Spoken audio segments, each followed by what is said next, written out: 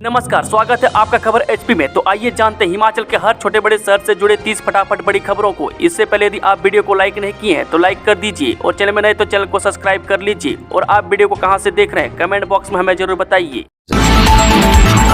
आज की बड़ी खबर, मुख्यमंत्री सुखविंदर सिंह सुक्खू बोले सत्र के बीच नहीं होंगे शिक्षकों के तबादले। जी, मुख्यमंत्री सुखविंदर सुक्खू ने कहा कि हमारा उद्देश्य नए स्कूल और महाविद्यालय खोलना ही नहीं है बल्कि अध्यापकों की समुचित तैनाती और अन्य सुविधाएं जुटाना भी है। वह राजकीय कन्या महाविद्यालय शिमला में बुधवार को वार्षिक पारितोषिक वितरण समारोह को संबोधित कर रहे थे। इसके साथ ही उन्होंने कहा कि यह चिंता का विषय है कि प्रदेश गुणात्मक शिक्षा में देश भर में 21वें स्थान पर पहुंच गया है, इसलिए शैक्षणिक सत्र के बीच अध्यापकों का हस्तांतरण न करने का फैसला लिया है। भविष्य की चुनौतियों को अनुरूप नीतियां बनाई जाएंगी। उन्होंने कहा कि राज्य सरकार गांव में भी बेहतर शिक्षा उपलब्ध करवाने के लिए प्रयास कर रही है। वहीं और एक बड़ी खबर है कि एचआरटीसी बसों में अब 5 किलो सामान ले जाने पर भी वसूला जाएगा किराया, माल ढुलाई शुल्क में संशोधन। जी, एचआरटीसी बसों में अब 5 किलो सामान ले जाना भी महंगा होगा। निगम ने बसों में यात्री के साथ या बिना यात्री के सामान के साथ माल ढुलाई शुल्क में संशोधन किया है। इसके तहत बैग, बॉक्स में automobile spare parts, electronics item में ड्राई फ्रूट, नए बर्तन, cosmetic item, hosiery item, medicine और मेडिकल उपकरण को यात्रियों के साथ व यात्रियों के बिना माल ढुलाई की दरों को संशोधित किया गया। बता दें कि पथ परिवहन निगम ने इसकी अधिसूचना भी जारी कर दी है, जिसके तहत अब अगर कोई सवारी अपने साथ 0 से 5 किलोग्राम का सामान लेकर बस में सफर करती है तो उसे यात्री किराया का चौथा हिस्सा चुकाना होगा। 6 से 40 किलोग्राम सामान पर यात्री टिकट शुल्क का आधा टिकट और 41 से 80 किलोग्राम पर फुल यात्री का किराया देना होगा। यात्रियों के बिना अगर कोई यात्री निगम बस में उक्त सामान भेजता है उसके लिए भी नई ढुलाई दरें निर्धारित की गई है, जिसके तहत बिना यात्री के 0 से 5 किलोग्राम तक यात्री टिकट का चौथा हिस्सा चुकाना पड़ेगा। 6 से 20 किलोग्राम सामान भेजने पर यात्री टिकट का आधा किराया चुकाना पड़ेगा। वहीं और एक बड़ी खबर है कि सरकार बिना तैयारी 6 वर्ष की आयु से कम बच्चों को पहली कक्षा में दाखिला देने से मना नहीं कर सकती, हाईकोर्ट का आदेश। जब प्रदेश सरकार बिना तैयारी के 6 वर्ष की आयु से कम बच्चों को पहली कक्षा में दाखिला देने से मना नहीं कर सकती। राष्ट्रीय शिक्षा नीति को अपनाने से पहले प्रदेश सरकार को इस संदर्भ में केंद्र सरकार द्वारा 31 मार्च 2021 को जारी सूचना के तहत दिए सुझावों पर चरणबद्ध तरीके से लागू करना होगा। हिमाचल प्रदेश हाईकोर्ट के मुख्य न्यायाधीश राजीव सकदर और न्यायाधीश सत्येंद्र बेट की खंडपीठ ने राष्ट्रीय शिक्षा नीति को लागू करने के मामले में यह अहम फैसला दिया है। कोर्ट ने स्पष्ट किया है कि राज्य सरकार के लिए राष्ट्रीय शिक्षा नीति 2020 को एक विशेष तरीके से लागू करने का कोई वैधानिक आदेश नहीं है। इसका उद्देश्य राष्ट्रीय शिक्षा नीति 2020 के बड़े लक्ष्यों को प्राप्त करना है। वहीं और एक बड़ी खबर, मेधावी छात्रों को विदेश भेजेगी सुक्खू सरकार, जाने क्या है नियम और प्रक्रिया। जी, हिमाचल की सुखविंदर सिंह सुक्खू सरकार प्रदेश के 50 मेधावी विद्यार्थियों को शैक्षणिक भ्रमण पर विदेश भेजेगी। इसके लिए नियम तय कर दिए। बता दें कि शिक्षकों को सरकार ने सिंगापुर भेजा था, लेकिन विद्यार्थियों के लिए 4 देशों के नाम पर चर्चा चल रही है। इनमें इंग्लैंड, मिस्र, कंबोडिया व सिंगापुर पर मंथन चल रहा है। जल्द ही इनमें से किसी एक देश का नाम तय कर दिया जाएगा। सरकार विद्यार्थियों को विदेश भ्रमण के लिए ऐसा समय चयनित करेगी जिससे उनकी वार्षिक परीक्षाओं की तैयारियां प्रभावित न हो। जमा 1 से 20 और जमा 2 कक्षा से 20 ऐसे विद्यार्थियों को विदेश भ्रमण के लिए चुना जाएगा जिन्होंने 10वीं कक्षा की परीक्षा में 95% या इससे अधिक अंक प्राप्त किए होंगे। वहीं और एक बड़ी खबर है कि तरलोक सिंह चौहान होंगे हिमाचल प्रदेश हाईकोर्ट के कार्यवाहक मुख्य न्यायाधीश। जी हां, न्यायाधीश तरलोक सिंह चौहान हिमाचल प्रदेश हाईकोर्ट के कार्यवाहक मुख्य न्यायाधीश होंगे। इस नियुक्ति के पश्चात वे हिमाचल प्रदेश हाईकोर्ट के मुख्य न्यायाधीश का कार्यभार संभालेंगे।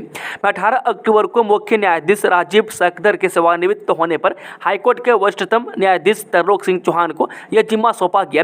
राष्ट्रपति की ओर से जारी अधिसूचना के तहत इन्हें दूसरी बार यह जिम्मा दिया गया। इससे पहले 20 अप्रैल 2023 से 29 मई 2023 तक इन्होंने हिमाचल हाईकोर्ट के मुख्य न्यायाधीश यानी कि कार्यवाहक का पद संभाला था। 9 जनवरी 1964 को रोहड़ू में जन्मे न्यायाधीश चौहान की बिशप कॉटन स्कूल शिमला से प्रारंभिक शिक्षा पूरी हुई है। वहीं और एक बड़ी खबर, दिवाली पर मोदी सरकार ने केंद्रीय कर्मचारियों को दिया बड़ा तोहफा, डीए में 3% की बढ़ोतरी। जी हां, दिवाली से पहले मोदी सरकार ने केंद्रीय कर्मचारियों को बड़ा तोहफा दिया है। वह सरकार ने बुधवार को हुई कैबिनेट बैठक में कर्मचारियों के डीए में 3% की बढ़ोतरी का ऐलान किया। बता दें कि इस बढ़ोतरी के साथ ही केंद्रीय कर्मचारियों का डीए बढ़कर अब 53% हो गया। मैं डीए में यह बढ़ोतरी 1 जुलाई 2024 से लागू होगी। मैं सरकार के इस फैसले से देश भर में 1 करोड़ से अधिक केंद्रीय कर्मचारियों और पेंशनर सीधे तौर पर लाभान्वित होंगे। महंगाई भत्ते में इस बढ़ोतरी के बाद केंद्र सरकार के कर्मचारियों और पेंशन भोगियों को अक्टूबर महीने की सैलरी 3 महीने का एरियर और बढ़े हुए डीए के साथ मिलेगी। वहीं और एक बड़ी खबर है कि दिवाली के लिए एचआरटीसी तैयार चलाई जाएंगी स्पेशल बसें। जी हां, दिवाली सीजन के चलते एचआरटीसी ने लोगों की सुविधाओं को लेकर स्पेशल बसें चलाने को लेकर पूरा खाका तैयार कर लिया है। 29 और 30 अक्टूबर को दिल्ली, चंडीगढ़ और बद्दी आदि के लिए स्पेशल बसें चलाई जाएंगी। 4 लेन बन जाने के बाद निगम ने इस बार त्योहारी सीजन के लिए भगेड़, घुमारवी और जाहू को चिन्हित किया है, जहां से बसों का संचालन किया जाएगा। यात्रियों की सुविधा के लिए निगम प्रबंधन ने यह निर्णय लिया है। जिन जगहों पर ज़्यादा हिमाचली बसे हुए हैं वहाँ के लिए बसें चलेंगी। मैं इस बारे में बिलासपुर डिपो में कार्यरत डिप्टी डीएम विवेक लखनपाल ने बताया कि दिवाली सीजन में विशेष बसें चलाई जाएंगी। मैं जिला के साथ लगती जिन जगहों में अधिकतर हिमाचली बसें हैं वहाँ पर बसों की व्यवस्था रहेगी, ताकि यात्रियों को किसी भी प्रकार की परेशानी न हो। साथ ही 4 लेन पर भगेड़ से बसें चलेंगी, जबकि घुमारवी, जाहू और बिलासपुर से भी बसों का संचालन किया जाएगा। 17,000 उपभोक्ताओं के राशन कार्ड ब्लॉक किया रहा कारण। जी हां, खाद्य एवं आपूर्ति विभाग ने प्रदेश भर में ई-केवाईसी न करवाने वाले राशन कार्ड धारकों के कार्ड ब्लॉक करने का काम शुरू कर दिया है। अब तक महकमे ने करीब 17,065 राशन कार्ड ब्लॉक कर दिए हैं। यानी अब इन लोगों को राशन डिपोओं पर तब तक सस्ता राशन नहीं मिलेगा जब तक ये उपभोक्ता अपनी ई-केवाईसी न करवा लेते। जिला कांगड़ा की बात की जाए तो यहाँ पर विभाग ने 9569 राशन कार्ड को ब्लॉक कर दिए, जबकि अन्य को ब्लॉक करने की प्रक्रिया चल रही है। इसके अलावा जिला चंबा में 7496 राशन कार्ड ब्लॉक कर दिए। इसी तरह प्रदेश के अन्य जिलों में भी ई-केवाईसी न करवाने वाले के खिलाफ विभाग ने शिकंजा कस दिया है। जिला कांगड़ा में 4,13,454 लोगों ने केवाईसी नहीं करवाई है।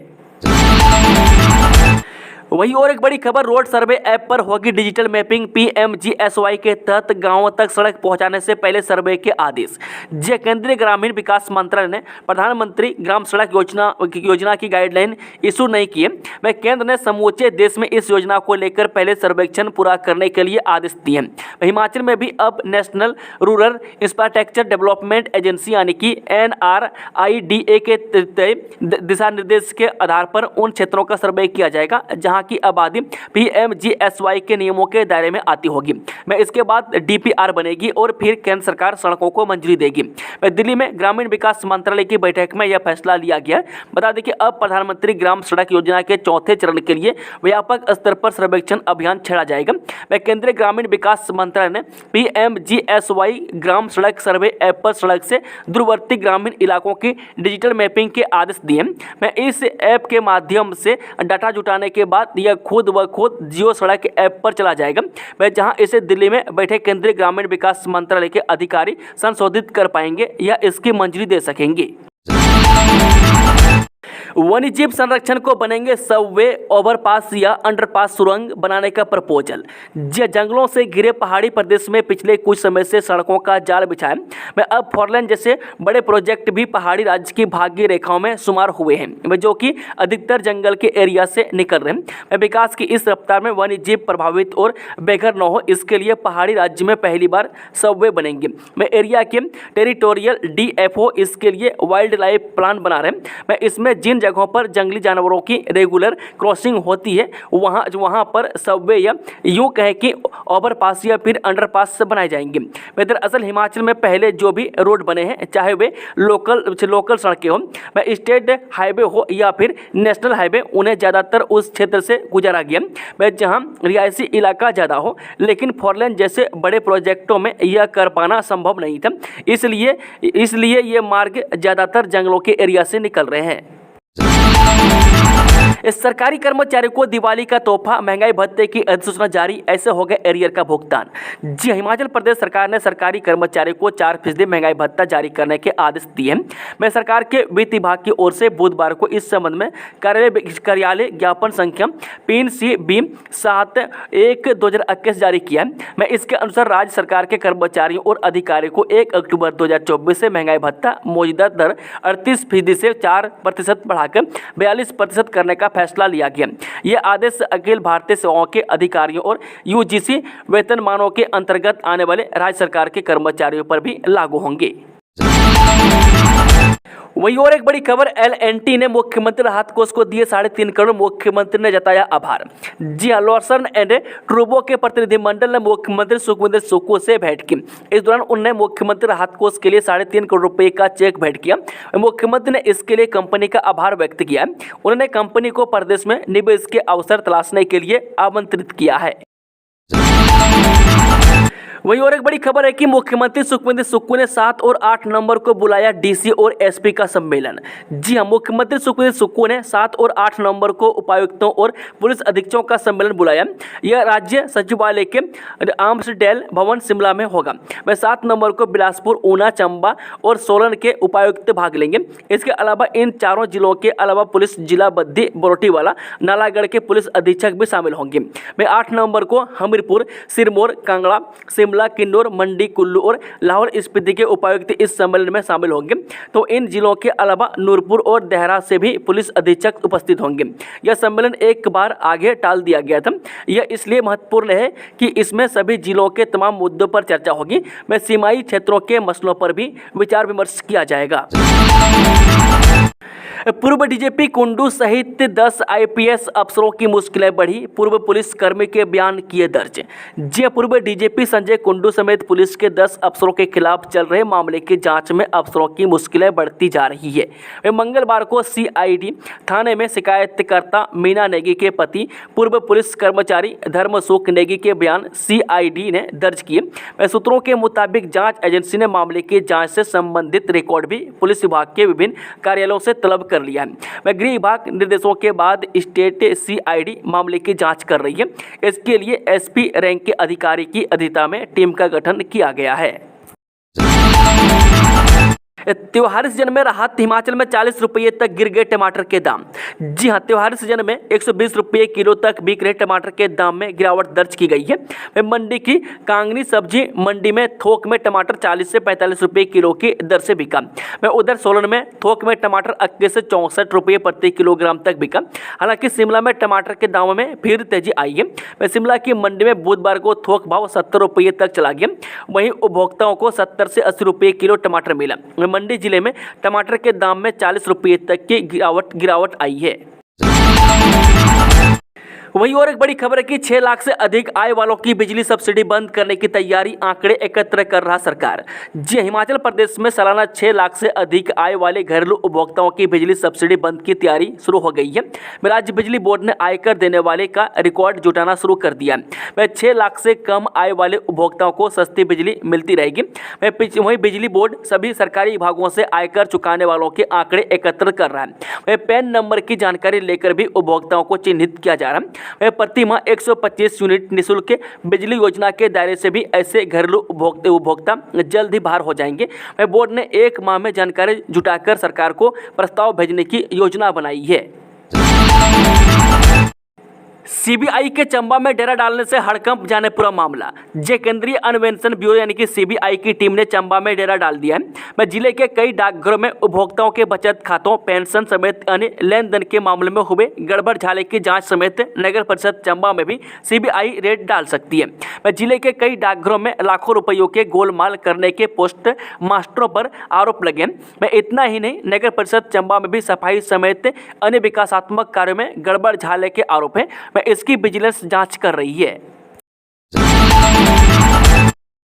कुफरी नीलकंठ आलू किस्में किसानों को करेगी मालामाल, CPRI शिमला ने की विकसित। जे केंद्रीय आलू अनुसंधान संस्थान शिमला की ओर से विकसित आलू की कुफरी नीलकंठ किस्म मध्य प्रदेश, छत्तीसगढ़, बिहार और झारखंड के किसानों को मालामाल करेगी।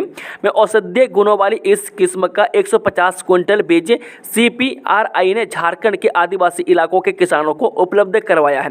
वह मध्य प्रदेश, छत्तीसगढ़ और बिहार सहित अन्य राज्यों के लिए भी CPRI ने कुफरी नीलकंठ किस्म को अनुशंसित किया।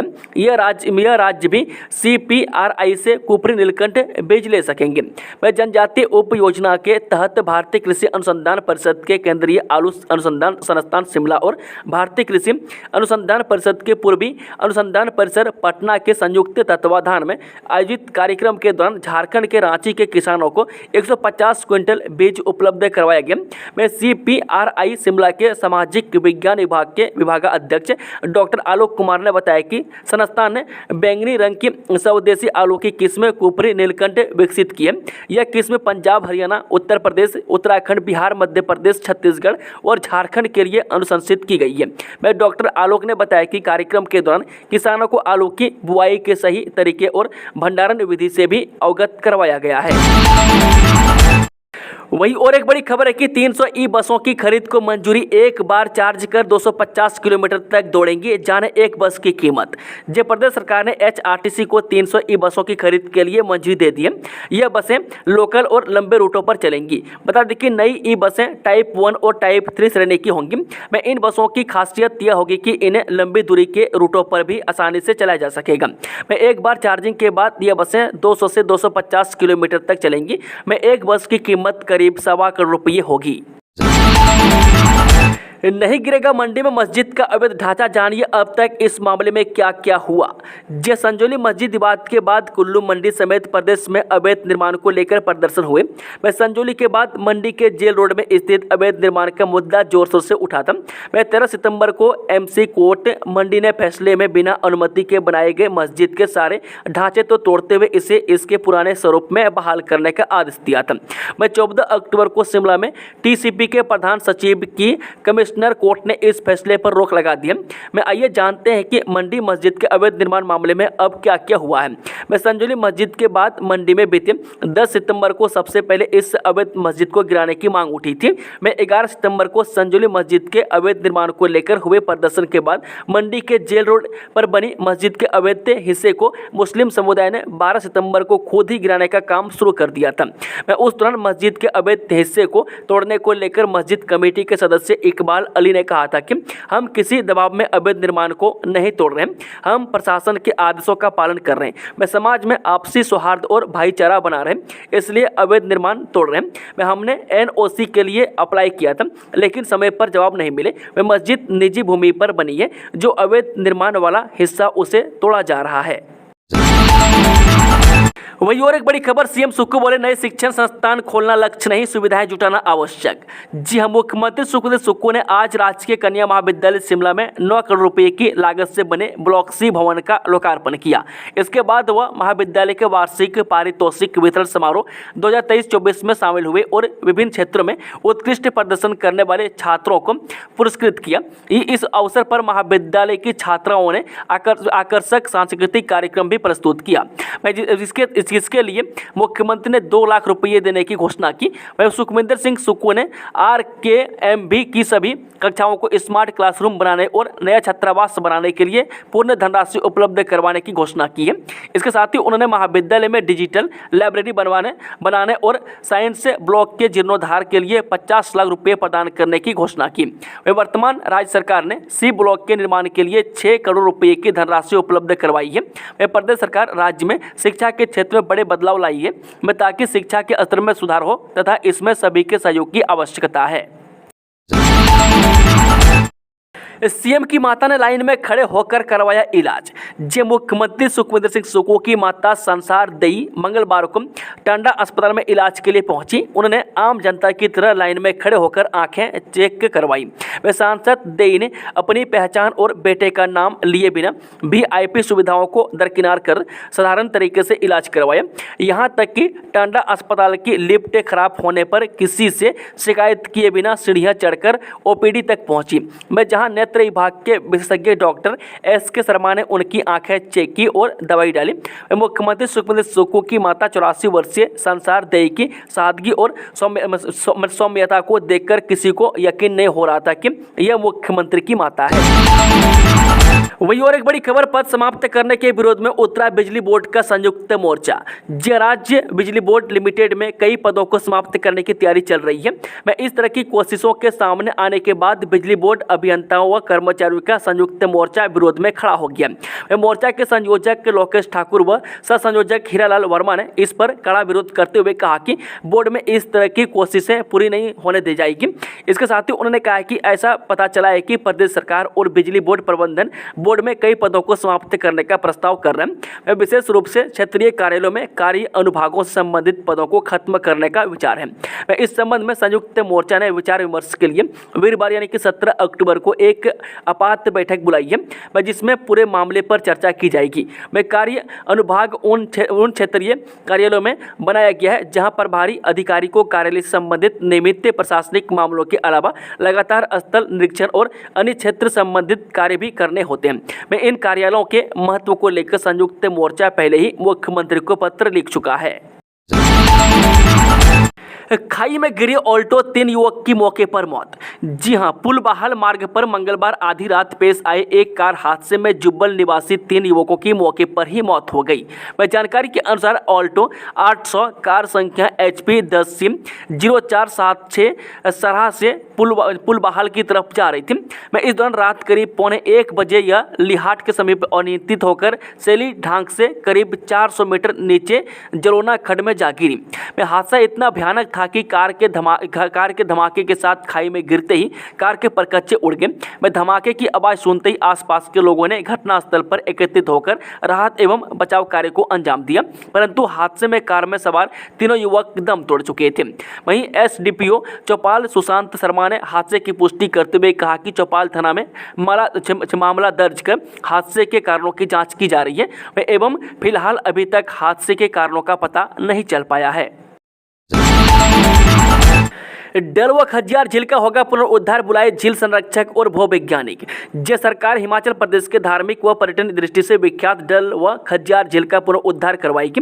इस कार्य के लिए सरकार ने झील संरक्षक और भूवैज्ञानिक बुलाए हैं। वह DPR तैयार करने के बाद जल्द ही पुनरुद्धार का कार्य शुरू किया जाएगा। बता दें कि डल झील में हो रहे रिसाव को रोकने के लिए DC कांगड़ा हेमराज वर्मा भारत के लेकमैन के नाम से मशहूर आनंद मल्लिकावड़ के संपर्क में उप मुख्य सचेतक केवल सिंह पठानिया ने बुधवार को शिमला में धर्मशाला के नड्डी स्थित डल झील में हो रहे रिसाव को रोकने और झील के पुनरुद्धार एवं कायाकल्प के लिए जल शक्ति, पर्यटन और वन विभाग के अधिकारियों के साथ मैराथन बैठक की है। वहीं और एक बड़ी खबर, नए शिक्षण संस्थान खोलना लक्ष्य नहीं, सुविधाएं जुटाना आवश्यक, मुख्यमंत्री सुखविंदर सिंह सुक्खू। सरकार का उद्देश्य नए स्कूल और महाविद्यालय खोलना नहीं है, बल्कि अध्यापकों की समुचित तैनाती और अन्य सुविधाएं जुटाना आवश्यक है। यह बात मुख्यमंत्री ठाकुर सुखविंदर सिंह सुक्खू ने बुधवार को राजकीय कन्या महाविद्यालय शिमला में वार्षिक पारितोषिक वितरण समारोह के दौरान कही। उन्होंने 9 करोड़ रुपए की लागत से बने ब्लॉक C भवन का लोकार्पण किया। वहीं उन्होंने विभिन्न क्षेत्रों में उत्कृष्ट प्रदर्शन करने वाली छात्राओं को पुरस्कृत किया। ठाकुर सुखविंदर सिंह सुक्खू ने RKMB की सभी कक्षाओं को स्मार्ट क्लासरूम बनाने और नया छात्रावास बनाने के लिए पूर्ण धनराशि उपलब्ध करवाने की घोषणा की। प्राकृतिक खेती को लेकर केंद्र ने हिमाचल के प्रस्ताव को ठुकराया। प्रदेश ने भेजा था 160 करोड़ का प्रोजेक्ट। प्राकृतिक खेती को लेकर केंद्र सरकार ने हिमाचल के प्रस्ताव को ठुकरा दिया है। प्रदेश सरकार ने केंद्र को प्राकृतिक खेती को लेकर 160 करोड़ रुपए का प्रोजेक्ट भेजा था, जिसे केंद्र ने अस्वीकृत कर दिया। अब 3 दिन बाद यानी आगामी 19 अक्टूबर को होने वाली बैठक में केंद्र तय करेगा कि हिमाचल को इस प्रोजेक्ट के तहत कितनी धनराशि जारी करनी है। इस प्रोजेक्ट में किसानों व पशुपालकों से गोबर खरीद, दूध खरीद का प्रावधान रखा गया था। साथ ही पहाड़ी गाय की खरीद के लिए सब्सिडी देने की भी व्यवस्था की गई थी। साथ ही प्राकृतिक खेती के साथ किसानों व बागवानों के प्रशिक्षण तथा पैदावार की मार्केटिंग का भी इसमें प्रावधान किया गया था। इसके अलावा राज्य में किसानों की आर्थिकी को मजबूत करने के लिए भी इसमें व्यवस्थाएं की गई थी। लेकिन केंद्र सरकार ने प्रदेश के इस प्रस्ताव को अस्वीकार कर दिया है। अब दिल्ली में आगामी 19 अक्टूबर को उच्च स्तरीय बैठक होगी। इस बैठक में सभी विषयों पर चर्चा के उपरांत उपरांत केंद्र तय करेगा कि हिमाचल को प्राकृतिक खेती योजना के तहत कितनी धनराशि जारी करनी है। ऐसे में अब प्रदेश की नज़र 19 अक्टूबर को होने वाली बैठक पर है। वहीं और एक बड़ी खबर, हिमाचल में 31 अक्टूबर तक सभी लंबित मामलों का होगा निपटारा, अगले महीने समीक्षा करेंगे सीएम। जी हां, हिमाचल में राजस्व एवं संबंधित लंबित मामलों का अब जल्द ही निपटारा होगा। मुख्यमंत्री सुखविंदर सिंह सुक्खू ने सभी लंबित राजस्व मामलों का निपटारा करने के लिए विशेष अभियान शुरू करने के निर्देश दिए हैं। उन्होंने कहा कि राजस्व लोक अदालतों के माध्यम से लंबित मामलों का निपटारा किया जा रहा है, इसमें और तेजी लाई जाने की आवश्यकता है। लोगों को बार बार सरकारी दफ्तरों के चक्कर काटने से छुटकारा मिलना चाहिए, जिस पर राजस्व अधिकारियों को विशेष ध्यान देने की आवश्यकता है। सीएम सुक्खू ने कहा कि प्रदेश सरकार लोगों को घर द्वार पर सुविधाएं देने के लिए वचनबद्ध है और लंबित राजस्व मामलों का निपटारा करना अति आवश्यक है। इसके साथ ही उन्होंने सभी मंडलायुक्तों और उपायुक्तों को दुरुस्ती से सभी लंबित मामलों के 31 अक्टूबर 2024 तक निपटारा करने के निर्देश दिए हैं, वहीं जिसकी समीक्षा नवंबर महीने में की जाएगी। एनआईटी के 4 विद्यार्थियों को सालाना 50 लाख का पैकेज, 350 को 10 से 20 लाख के बीच मिली नौकरी। जी हां, एनआईटी हमीरपुर के 4 विद्यार्थियों ने 50 लाख से अधिक पैकेज पर नौकरी हासिल की है। एनआईटी हमीरपुर के 350 विद्यार्थियों विभिन्न कंपनियों में 10 से 20 लाख के सालाना पैकेज पर प्लेस हुए हैं। 25 लाख से अधिक का पैकेज 54 विद्यार्थी ने विभिन्न कंपनियों में हासिल किया है। एनआईटी हमीरपुर का औसतन सालाना पैकेज 10 लाख रुपये रहा, जबकि पहले यह 6.5 लाख रुपये था। गूगल, माइक्रोसॉफ्ट, एनवीडिया और मेरकारी जैसी कंपनियों में विद्यार्थियों को 50 लाख से अधिक के सालाना पैक पर प्लेसमेंट मिली है। शाही अंदाज में निकली नरसिंह भगवान की जिलेब, सेंज के देवी देवताओं हुए शामिल। जी हां, अंतर्राष्ट्रीय दशहरा उत्सव की कुल्लू में धूम मची है। दशहरा के चौथे दिन भगवान नरसिंह की तीसरी जिलेब शाही अंदाज में निकली। मैं बता दें कि भगवान रघुनाथ के मुख्य छड़ीदार महेश्वर सिंह पालकी में सवार हुए। ढोल नगाड़ों के थापर सेंज घाटी के देवताओं के संग देवलू भी झूमे। जिलेब का भव्य नजारा देखने के लिए लोगों की भीड़ उमड़ी। इससे पहले करीब 4 बजे राजा की चांदनी के पास से जिलेब की तैयारियां शुरू हुई। सेंज घाटी के 5 देवी देवताओं राजा की चांदनी के पास से एकत्रित हुए। फिर जिलेब चलना शुरू हुई। आगे आगे नरसिंह भगवान की घोड़ी चली और पीछे जिलेब का लव लश्कर चला। दोस्तों, खबरों का सिलसिला यहीं समाप्त होता है। अगर जानकारी पसंद आई तो वीडियो को लाइक, शेयर, चैनल को सब्सक्राइब जरूर कर लें और कमेंट बॉक्स में कमेंट करके बताएं कि आप न्यूज़ को किस जिले और पंचायत से देख रहे हैं। Thank you, all the best, जय हिंद, जय हिमाचल।